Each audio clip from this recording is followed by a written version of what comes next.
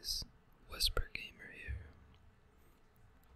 Today I'm going to be reading Chapter 3 from the Wizard's First Rule.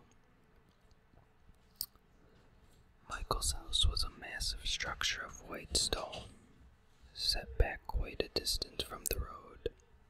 Slate roofs in a variety of angles and rakes came together in complicated junctures topped with a leaded glass peak that let light into the central hall.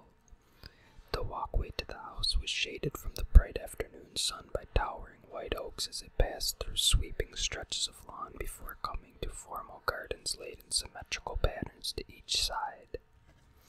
The gardens were in full bloom.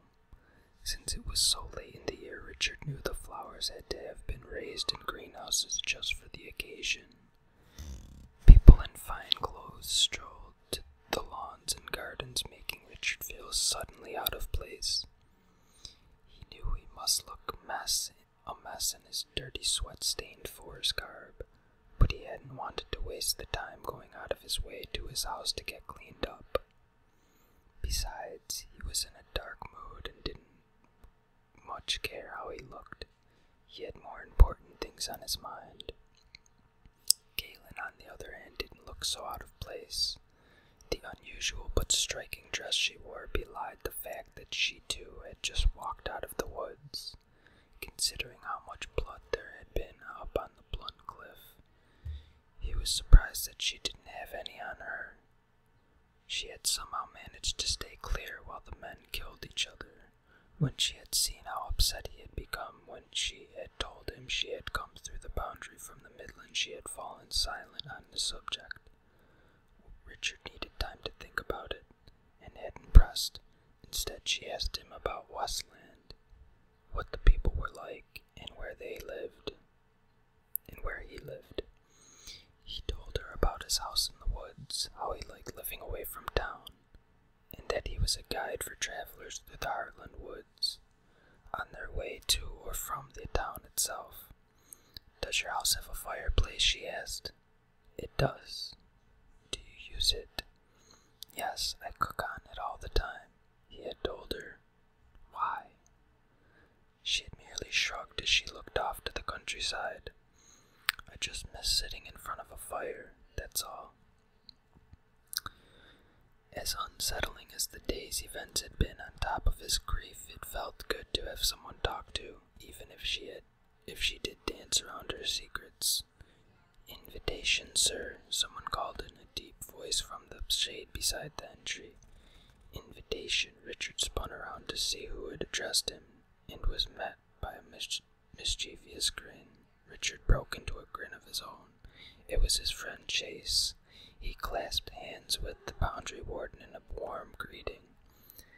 Chase was a big man, clean-shaven, with a head of light brown hair that showed no sign of receding, but instead gave way to age by going gray at the sides.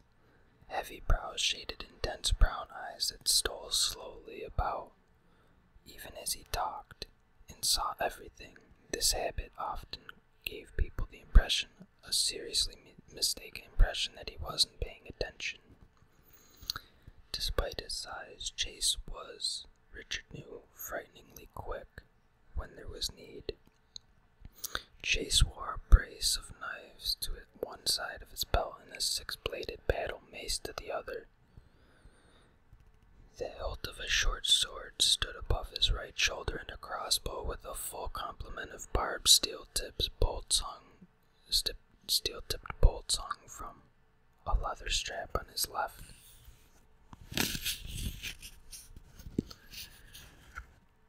Richard lifted an eyebrow. "Looks like you plan on getting your share of the food." The grin left Chase's food. Not here as a guest. His gaze settled on Galen. Richard felt the awkwardness. He took Galen's arm and drew her forward. She came easily, unafraid. "Chase, this is my friend, Galen." He gave her a smile. "This is Del Brandstone. Everyone calls him Chase. He's an old friend of mine. We're safe with him." He turned back to Chase. "You can trust her too." She looked at the big man and gave gave him a smile and a nod of acknowledgement. Chase nodded once to her. The matter settled, Richard's word being all the reassurance he needed. His eyes scanned the crowd, lingering on various people, checking their interest in the three of them. He pulled them both away from the sunlit openness of the steps and into the shade of the side. Your brother called in all the boundary wardens. He paused, taking another look around, to be his personal guards. What? That doesn't make any sense. Richard was incredulous. He is the home guard and the army. What does he need a few boundary wardens for? Chase rested his left hand on one of the knife handles. What indeed? His face gave no hint of emotion. It rarely did. Could be he just wants us around for effect. People are afraid of the wardens. You've been away to the woods since your father was killed. Not that I'm saying I wouldn't do the same if I were you. All I'm saying is you haven't been around. Strange things have been going on, Richard. People coming and going in the night. Michael calls them concerned citizens. He's been talking some nonsense about plots against the government. He has the wardens all over the grounds. Richard looked around but didn't see any. He knew that didn't mean anything. If a boundary warden didn't want to be seen, he could be standing on your foot and you wouldn't be able to find him. Chase drummed his fingers on a knife handle as he watched Richard's eyes scan about. My boys are out there, take my word. Well, how do you know Michael isn't right? What with the father of the new first counselor being murdered and all? Chase gave his finest look of disgust. I know every little slime in Westland. There's no plot. Might be a bit of fun to be had if there were, but I think I'm just part of the decoration. Michael said I should just stay visible. His expression sharpened. And about your father's murder, well, George Cypher and I go way back to before when you were born, back to before the boundary. He was a good man. I was proud to call him a friend. Anger heated in his eyes. I've twisted a few fingers. He shifted his weight, taking another look around before bringing his fierce expression back to Richard. Twisted hard enough to cause their owners to spit out their own mother's name if it had been the right one. No one knows a thing, and believe me, if they did, they would have been happy to have shortened our conversation. First time I've ever chased anyone and not been able to get even a whiff. He folded his arms and his grin came back as he eyed Richard up and down. Speaking of slime, what have you been about?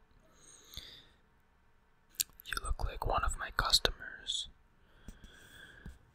Richard glanced at Galen and then back to Chase.